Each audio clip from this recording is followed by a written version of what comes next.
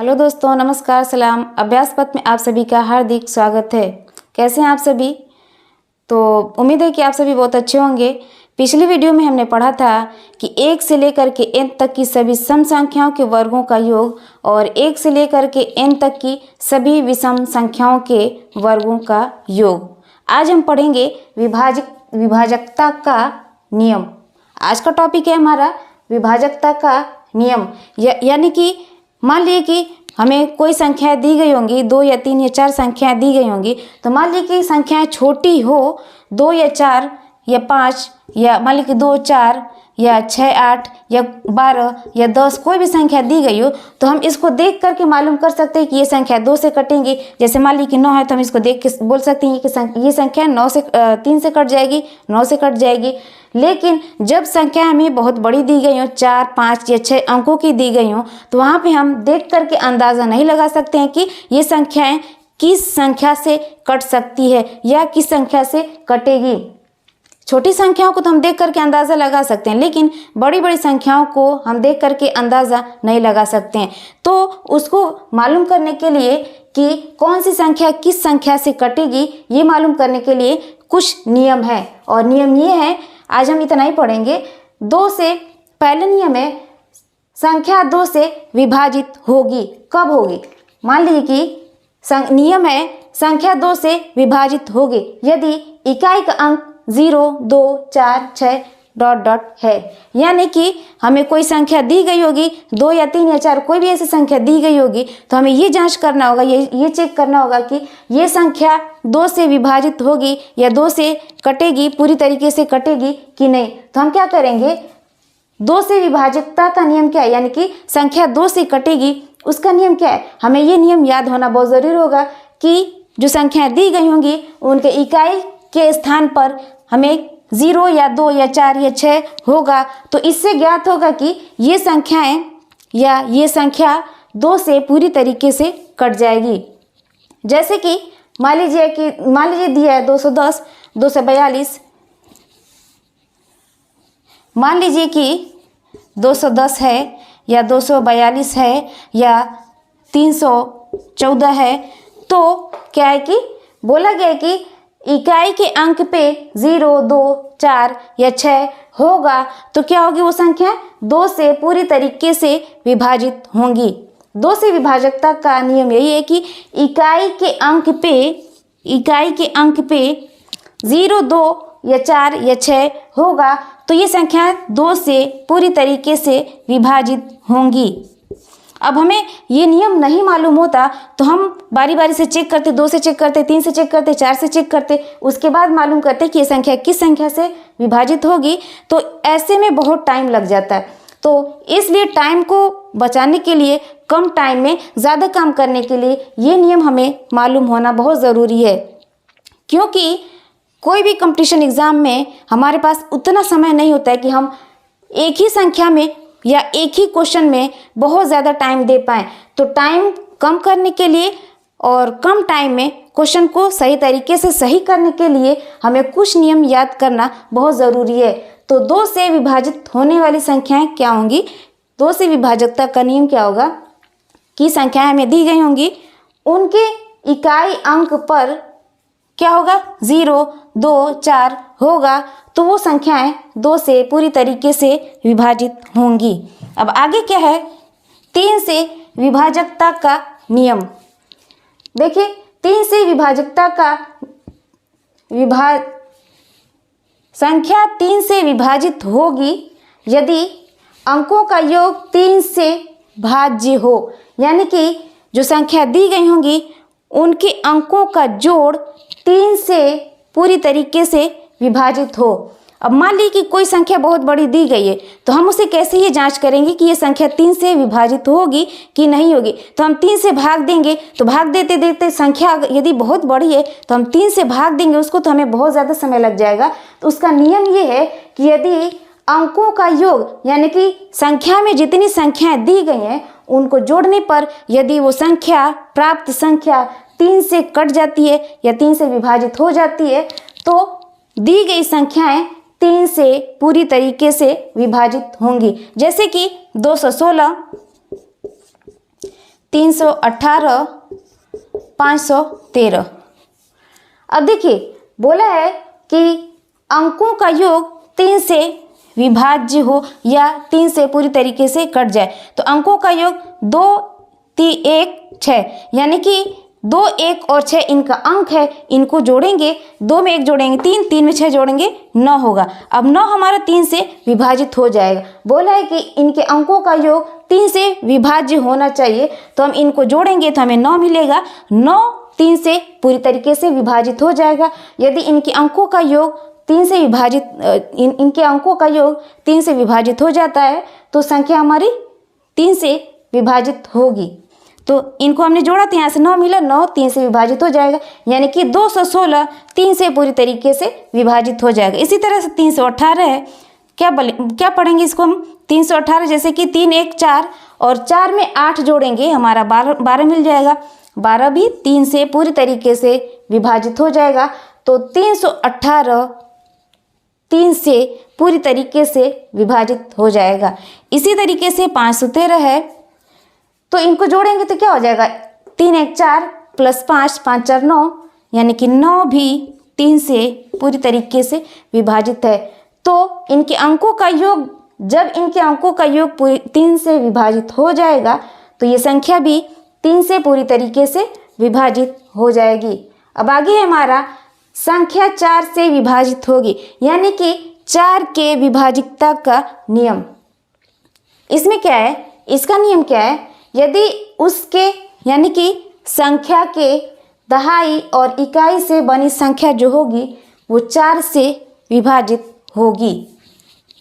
यानी कि हमें संख्याएं दी गई होंगी, उनका इकाई और दहाई के स्थान पे जो संख्याएं होंगी वो संख्या 4 से विभाजित होंगी, तो वो पूरी संख्या 4 से विभाजित हो जाएगी।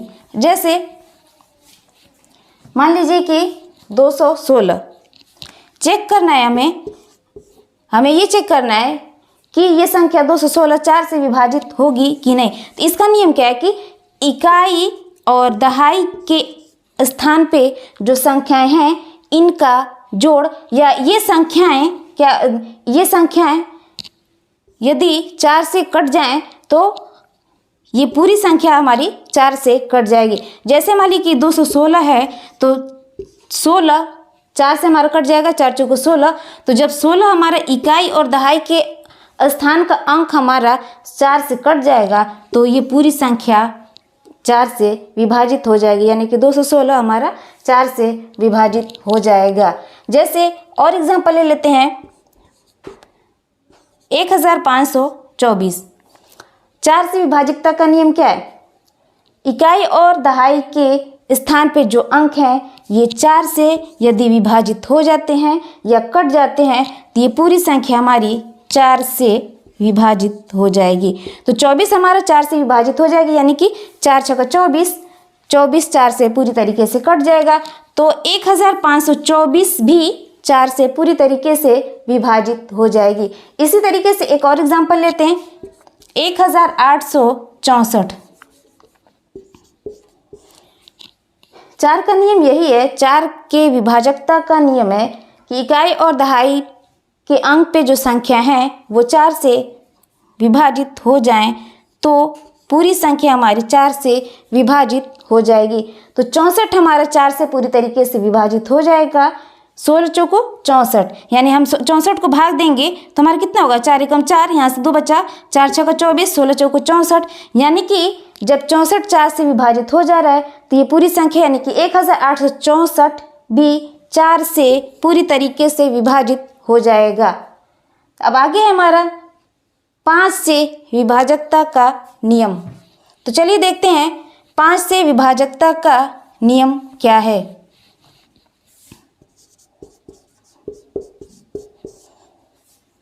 पाँच से विभाजकता का नियम, संख्या 5 से विभाजित होगी यदि इकाई का अंक 0 या 5 हो। संख्या 5 से विभाजित होगी यदि इकाई का अंक 0 या 5 हो। मान लीजिए कि संख्या बहुत बड़ी है, हम ये संख्या को देख करके ये ये नहीं अंदाज़ा लगा पा रहे हैं या ये नहीं पता लगा पा रहे हैं कि ये संख्या 5 से विभाजित होगी या नहीं होगी, तो हमें एक छोटा सा काम करना होगा कि उसके इकाई का अंक देखना होगा। यदि इकाई का अंक 0 या 5 होता है तो वो संख्या 5 से पूरी तरीके से विभाजित हो जाएगी। जैसे 110 ले लीजिए, 225 ले लीजिए या 315 ले लीजिए, ये सब क्या है? 5 से विभाजित होने वाली संख्या है। बोला गया कि 5 से विभाजकता का नियम है कि इकाई के स्थान पर 0 या 5 होना चाहिए। यदि इकाई के स्थान पर 0 या 5 है तो ये संख्याएं 5 से विभाजित होंगी। जैसे 110 में इकाई के स्थान पर 0, 225 में इकाई के स्थान पर 5, 315 में इकाई के स्थान पर 15। तो इकाई के स्थान पर 0 या 5 जिन संख्याओं में भी होगा वो संख्याएं 5 से विभाजित हो जाएंगी। अब आगे हमारा 6 से विभाजकता का नियम। तो चलिए देखते हैं 6 से विभाजकता का नियम क्या है हमारा। संख्या 6 से विभाजित होगी यदि वह 2 और 3 दोनों से विभाजित हो। जैसे 216, 200, 102। फिर से देखिए, यदि संख्या 6 से विभाजित होगी यदि वह 2 और 3 दोनों से विभाज्य हो या विभाजित हो। तो 216 या 102 ले लेंगे। ये संख्या 6 से विभाजित कब होगी? अब 6 से विभाजित करने के लिए हमें ये मालूम करना होगा, क्योंकि 6 का फैक्टर या गुणनखंड होता है हमारा, 6 का गुणनखंड 2 और 3 होता है। 2 और 3, तो कोई भी संख्या में दी गई हो यदि वो 2 और 3 दोनों से विभाजित होती है तो ये संख्या हमारी, कोई भी संख्या जो दी गई है 2 और 3 से विभाजित होती है तो वो संख्या हमारी 6 से पूरी तरीके से विभाजित होगी। अब 2 और 3 से विभाजित होने के लिए ऐसा नहीं कि हम 2 से भाग दे करके देखेंगे और 3 से भाग दे करके देखेंगे। हमें नियम मालूम होना चाहिए कि 2 की विभाजकता का नियम क्या है और 3 के विभाजकता का नियम क्या है। तो 2 की विभाजकता का नियम क्या है? इकाई के स्थान पर 0, 2, 4, 6 डॉट डॉट यानी कि अनंत तक होना चाहिए। यदि इकाई के स्थान पर 0, 2, 4, 6 इत्यादि है तो ये संख्या 2 से विभाजित होगी। इस तरीके से अब देखिए, इकाई के स्थान पर 6 है, इकाई के स्थान पर 2 है। 2 का नियम हो गया कि इकाई के स्थान पर 0, 2, 4 या 6 या उसके आगे भी होना चाहिए, यानी कि सम संख्या होनी चाहिए। तो संख्या 2 से विभाजित होगी। यानी कि हमने 2 से विभाजकता का नियम यहाँ पे चेक कर लिया। हमने 2 से भाग दे करके नहीं देखा है कि हाँ 216 में हमने भाग दिया तो 2 से 16 में भाग देंगे तो यहाँ से हमारा 2 हो जाएगा, फिर भाग देंगे, यहाँ से 1 उतारेंगे, यहाँ पे 0 लगाएंगे, फिर यहाँ से 6 उतारेंगे, 2 8 16। इतना काम हमें नहीं करना है, इतना बड़ा काम, क्योंकि हमारे पास इतना टाइम नहीं कि हम भाग दे करके देखेंगे। तो हमें ये नियम याद होना बहुत ज़रूरी है। ये नियम हमें याद रहेगा तो बहुत ही कम टाइम में हम क्वेश्चन को बहुत ही आसानी से सॉल्व कर लेंगे। तो 216, 102 इसी तरीके से और भी संख्याएं दी गई होंगी तो हम उसको चेक करेंगे कि ये संख्या 6 से विभाजित होने के लिए 2 और 3 से विभाजित होना ज़रूरी है। तो हम 2 से विभाजकता का नियम चेक करेंगे कि इसमें 2 से विभाजकता का नियम अप्लाई हो रहा है या लागू हो रहा है कि नहीं हो रहा है। तो 2 से विभाजकता का नियम हमारा इकाई के स्थान पर 0, 2, 4, 6 इत्यादि होना चाहिए। तो इसमें इकाई के स्थान पर 6 है, 2 है, 2 से विभाजकता का नियम इसमें लागू हो रहा है। अब 3 से विभाजकता का नियम क्या है कि अंकों का योग 3 से विभाजित हो। अब देखिए, जो संख्या दी गई होंगी इनके अंकों का योग 3 से विभाजित होना चाहिए। अब 216 के अंकों का योग क्या होगा? 2 1 3, 3 और 6 9 हो जाएगा, यानी कि इनके अंकों का योग 3 से विभाजित होना चाहिए। तो 9 3 से विभाजित है तो ये संख्या 216 भी 3 से विभाजित होगी। इसी तरीके से 102 है तो 1 में 0 जोड़ेंगे 1 ही होगा और फिर 1 में 2 जोड़ेंगे तो हमारा 3 होगा। 3 भी 3 से विभाजित है, पूरी तरीके से विभाजित हो जाएगा। तो ये संख्या 102 हमारी 6 से विभाजित हो जाएगी। तो इस तरीके से 6 से विभाजित होने के लिए हमें 2 और 3 के विभाजकता का नियम ज्ञात होना बहुत ज़रूरी है। तभी हम ये पता लगा पाएंगे कि ये संख्या 6 से विभाजित होगी या नहीं होगी।